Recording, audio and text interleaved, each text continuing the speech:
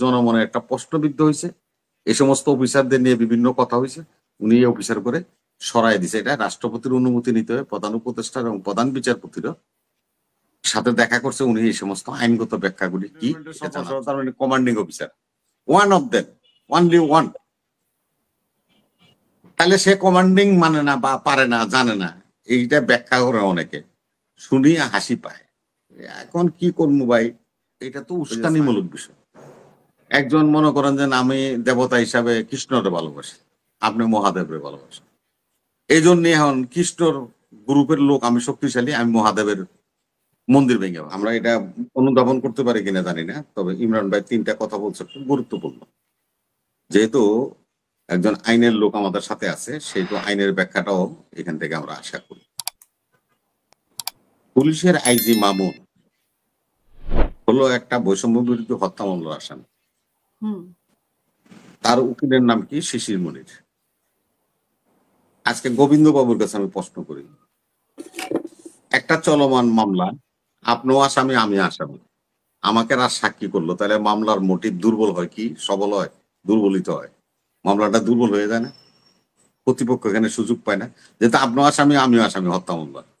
আমি এখন আমার নিজের সেভ করার জন্য আপনার ঘাড়ে অনেক কিছু চাপাই দিয়ে গেলাম, তাইলে কি হলো? এটা জানটা এটা দুর্বল হয়ে গেল না? মামলাটাকে দুর্বল করে দিল। আর একটা কথা কইছে ইমরান ভাই, যে এরা স্পেসিফিক কিছু সিদ্ধান্ত নিচ্ছে, কাকে কাকে আপনার এরা মানুষের কাছে হেয় প্রতিপন্ন করবে। এতদিন তো বিএনপি টিএনপি এটা সেটা ওই অজু ফজু বহুত কিছু চলছে, দেখছে না, এগুলি দিয়ে কোনো লাভ নাই। এখন তারা টার্গেট নিচ্ছে তিনটা জায়গায়, এই তিনটা জায়গার লোক, এই তিনজন লোককে তারা বিতর্কিত করে দিবে। দেখেন আমরা চট্টগ্রাম ইউনিভার্সিটিতে যেটাই যে ইমরান ভাই বললো যে হামলাটা হলো, আচ্ছা স্পেসিফিক খালি জোবরা গ্রামটাই তেই হামলা হয়েছে। আপনারা দেখেন চট্টগ্রামে বিশ্ববিদ্যালয়ের ছাত্ররা জোবরা গ্রামে হামলা করছে, ওখানে কিন্তু শত শত গ্রাম আছে। জোবরা গ্রামে কেমনে হামলা করছে? এইটা প্রধান উপদেষ্টা ইউনূসের জন্মস্থান, তার নিজস্ব বাড়ি। এখানে যদি তারা হামলা করে, এখানে পাটাপাটি করে যদি 2-4-5 জন 10 জন মরে, তাইলে তারা ইউনূসকে প্রশ্নবিদ্ধ করতে চেষ্টা করবে যে ইউনূসের আত্মীয় স্বজনরা চিটাগাং ইউনিভার্সিটি ছাত্রঘরে মেডালিস। দেখেন কোথায় গেছে। সেনা প্রধানকে নিয়ে আমরা অনেক কথা বলছি, অনেক বিতর্ক করছি, অনেক ভাবে করি আমরা। এখনো ওই যে ফুয়াদ করে একটা ছেলে আছে, সারাক্ষণই সেনাবাহিনীর বিরুদ্ধে সে বলতেছে। জানি না তার কি ইন্টারেস্ট আছে, আমি জানি না তার কি ইন্টারেস্ট আছে। আমি এটা সেনাবাহিনীকে নিয়ে যেটা নাকি এই ইমরান ভাই বলছে, সেনাবাহিনীকে নিয়ে যখন প্রশ্ন উত্থাপন হয়েছে, কেন আজকে দুয়ারে দুয়ারে ঘুরছে জেনারেল ওয়াকার, সেটা হলো সে 6 জন জিওসি কে চেঞ্জ করছে। যেই নুরুর উপরে হামলা হওয়ার পরে 9 ডিভিশনের জিওসি কে নিয়ে প্রশ্ন উত্থাপিত হয়েছে, সে তাকে চেক করে দিছে, এখান থেকে সরাই দিছে। সে বগুড়ার জিওসি কে 9 ডিভিশনে নিয়ে আসছে। 2 জন ব্রিগেডিয়ার জেনারেলকে উনি মেজর জেনারেল হিসাবে প্রমোশন দিছে, দিয়া পুরা সেট আপটাকে উনি চেঞ্জ করে দিছে। যেহেতু জনমনে একটা প্রশ্নবিদ্ধ হয়েছে, এই সমস্ত অফিসারদের নিয়ে বিভিন্ন কথা হয়েছে, উনি এই অফিসার করে সরাই দিছে। এটা রাষ্ট্রপতির অনুমতি নিতে হবে, প্রধান উপদেষ্টা এবং প্রধান বিচারপতিরও সাথে দেখা করছে, উনি এই সমস্ত আইনগত ব্যাখ্যাগুলি কি এটা জানার জন্য। এখন আপনারা সেনাবাহিনীকে নিয়ে যদি আমরা এখানে সেনাবাহিনীকে বিতর্ক করে দিতে পারি, তাহলে এদেশে নির্বাচন হবে না। নির্বাচন না হলে কারা আসবে? নির্বাচন না হলে জঙ্গিরা আসবে, মব পার্টিরা আসবে, তারা এবার রাজত্ব করবে এদেশের। এরে মারবে, ওরে মারবে, ওরও ধরবে, ওরে খুন করবে, তখন তো আইন শৃঙ্খলা পরিস্থিতি থাকবে না। আচ্ছা, জেনারেল জাহাঙ্গীর ভালো লোক না।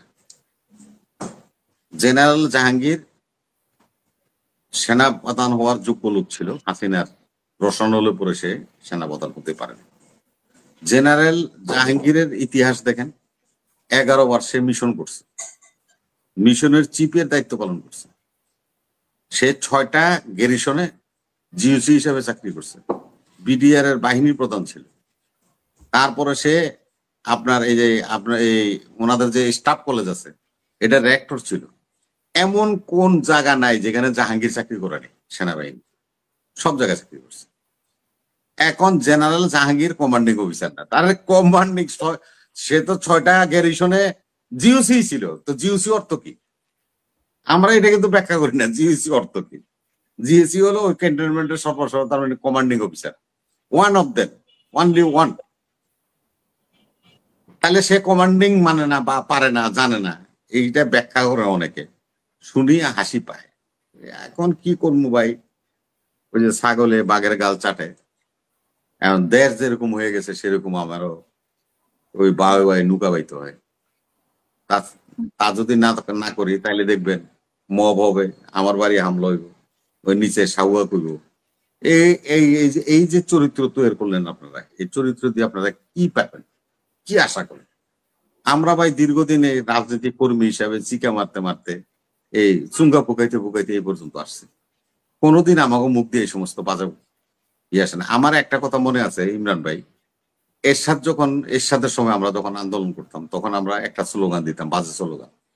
সেই স্লোগানটা কতটুকু বাজে, এবারে আপনার কম্পেয়ার করার জন্যই বললাম। আমরা বলতাম, রোশন বলো এরশাদ বলো, কেউ রবে না রে, সব শালারা বাইসা যাবে বঙ্গোপসাগর। এটা হলো একটা হার্ড স্লোগান, মানে বাজে স্লোগান। এবার এই স্লোগানটার সাথে এখন যে স্লোগান গুলি হচ্ছে এগুলি কম্পেয়ার করে। এইসব স্লোগানের সাথে কোনো ইয়ে হয় না। এখন যে স্লোগানগুলা টিনের চালে, এগুলো কি বের করছে, কি না, আমি আবিষ্কার এই জন্য করছে? আপনার কাছে, আপনারা বুদ্ধিমান মানুষ, আপনার কাছে আমি শিখতে আসি ডে বাই ডে। আমি আজকে ইমরান ভাই এবং গোবিন্দ বাবু আপনার কাছে বলি, আমি এটা, আমি তো হার্টটা বললাম, তো আমরা হার্ট একটা স্লোগান দিতাম, রোশন বলো এরশাদ বলো, কেউ রবে না রে, সব শালারা ভেসে যাবে বঙ্গোপসাগরে। এটা হলো একটা খারাপ স্লোগান আমার আমলের। And আপনাদের আমলে এই যে আপনারা বিপ্লব করে আমদানি করে জানলেন, আর যে নাকি ওই প্লেকার্ডটা লেখা বয়ে রয়েছে, দেখেন আমরা এই যে ফজলুর বাসার সামনে প্লেকার্ডটা যে লেখা যার সামনে আসিল, আবার ইমরান ভাই দেখবেন ফেসবুকে গুরুত্ব, তার হাতটা কোন জায়গায় দেখেন, কথা লেখছে, কথার সাথে হাতটা ওইখানে রাখছে, তার মানে ওটা মিলাইছে। এই ধরনের কুরুচিপূর্ণ মানুষগুলোকে কিসের রাজনীতি করবেন ভাই, কিসের রাষ্ট্র গঠন করবেন? এরা কি রাষ্ট্র গঠনের কিছু বুঝে? জি, শেষ করবেন। আপনারা, হ্যাঁ, দিনাজপুরে সেদিন কথা মব হয়েছে, ইয়ে সেখানে জন্মদিন মনে করেন একটা মাজার আছে, মসজিদ আছে, হ্যাঁ মসজিদ আছে, মাজার আছে, যে কোনো একজন লোক হয়তো বা এখানে মাজার করে বা ধর্মীয় অনুষ্ঠান করে, সে সেখানে তারা রাত্রেবেলা যায়, 40-50 হাজার লোক মসজিদের মধ্যে আগুন দিচ্ছে, মাজারের মধ্যে আগুন দিচ্ছে। এটা কি মবের, এইটা কি ভালো কিছু সাইন ব্যবহার করে? এটা তো উস্কানিমূলক বিষয়। একজন মনে করেন যে আমি দেবতা হিসাবে কৃষ্ণরে ভালোবাসি, আপনি মহাদেবরে ভালোবাসেন, এই জন্য এখন কৃষ্ণর গ্রুপের লোক, আমি শক্তিশালী, আমি মহাদেবের মন্দির ভেঙে ভালাম। এটা কি কোনো ধর্মীয় অনুশাসন হলো, ধর্মীয় বিষয় হলো? কেউ পীর মনে করেন যে আমাদের মধ্যে তো মুসলমানদের মধ্যে কত রকমের কত ফেরকা আছে, কত কিছু আছে, কেউ মাজারপন্থী, কেউ মনে করেন মসজিদপন্থী, বিভিন্ন রকম আছে। তো সবাই তো ইসলামের কথাই বলে, আল্লাহ এক কয়, নবীরে মানে। এই যে গোবিন্দ বাবুরা ঈশ্বর মানে, মহাদেবের গ্রুপ যারা করে তারাও ঈশ্বর মানে, কৃষ্ণর গ্রুপ আলারও ঈশ্বর মানে, বিষ্ণুর গ্রুপ আলারও ঈশ্বর মানে। এখানে তো কোনো পার্থক্য নেই। আমরা যে নিজে বিভাজন করছি জাতিকে, এটা কি আমাদের জন্য খুব ভালো কিছু মনে করেন? ভালো কিছু না। আর নির্বাচনের বিষয়ে যে কথা বলছেন, নির্বাচন এই দেশে হতেই হবে, নির্বাচন ছাড়া বিকল্প নেই। যে যাই বলো, যে যাই বলো, একটা নির্বাচিত সরকার আসতে হবে। সরকার ডিল করতে হলে এই পর্যন্ত আপনাদের কেমন করবে, নির্বাচিত অনেক কিছু আমরা শুনছি।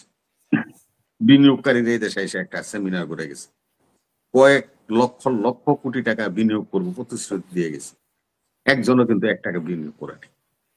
তাদের বক্তব্য কি জানেন? যে তোমরা তো ইন্টেরিয়াম গভর্নমেন্ট, এখন আছো, কালকে থাকবা না, পরবর্তী নির্বাচিত সরকার এসে যদি এই চুক্তি না মানে আমরা কিভাবে বিনিয়োগ করবো? আমরা বিনিয়োগ করবো না। যত দেশ রাষ্ট্রে ইউনুস সাহেব ঘুরছে, এত বড় একজন নোবেল বিজয়ী লোক, উনি একটা জায়গার থেকে 10টা টাকা আনতারেন। উনি এখন বুঝতে পারছে যে না, নির্বাচিত সরকার ছাড়া সরকার দেশ চালানো সম্ভব না। সেজন্য উনি চাইতেছে যত দ্রুত নির্বাচন দিয়ে নির্বাচিত জনপ্রতিনিধিদের হাতে ক্ষমতা ছেড়ে দিয়ে চলে যেতে। এইটুকুই। এখানে ইউনূস সাহেবকে নিয়ে অরিড হওয়ার বা বিভিন্ন রকম কথা সমালোচনা করার কোনো কারণ নেই। আমরা অনুরোধ করব, বাহিনীগুলিকে নিয়ে আপনারা সমালোচনা করবেন না। বাহিনীরা অন্যায় করলে, এই যে কথাটা ইমরান ভাই বলছে, আর একটা কথা বলছে, আজকে কোথায়, এই জিয়াউল হাসান জেলে আছে না? বহুত পুলিশ অফিসার জেলে আছে না? জেলে আছে না? তাদের ডিপার্টমেন্ট তাদেরকে জেলে ঢুকেছে না? তাদের বিরুদ্ধে মামলা হয়েছে না? এবং আরো অনেক তালিকা আছে, অনেকে গ্রেফতার হবে। এবং তাদের ডিপার্টমেন্টাল সিস্টেম আছে, যদি কোনো অপরাধ করে থাকে তাহলে ডিপার্টমেন্টের তদন্ত হয়ে তারে চেক করা হয়, তারে শাস্তি দেওয়া হয়। আপনি পাবলিকের কি আছে যে আপনি যে মব করলেন, আপনার বিচার কেটে করবো? আপনার বিচারে এত আইসেন, আপনি আইসে আসেন নাই তো। সৌহার্দ্যপূর্ণতা ছাড়া রাজনীতি দিবেন। আজকে একটা ভালো অ্যাসাইনমেন্ট দেখেন আছে আমার, যা আমাদের আজকে পার্টির প্রতিষ্ঠা বার্ষিকী, আমাদের যে নবাগত পার্টি এনসিপি নেতৃবৃন্দরা তারা ফুলের হুম, তোড়া নিয়ে আমাদের বুঝতে পেরেছি। মহাসচিবের সাথে পার্টি বসে দেখা করেছে এবং তাকে উইশ করেছে। এইগুলি হলো রাজনীতির শিষ্টাচার। কারেক্ট। শিষ্টাচারকে ব্রেক করে রাজনীতি করতে পারবেন, তাই না আমি ইমরান ভাই? শিষ্টাচারের বাইরে যায় কোনো রাজনীতি করতে পারবেন? ধন্যবাদ। না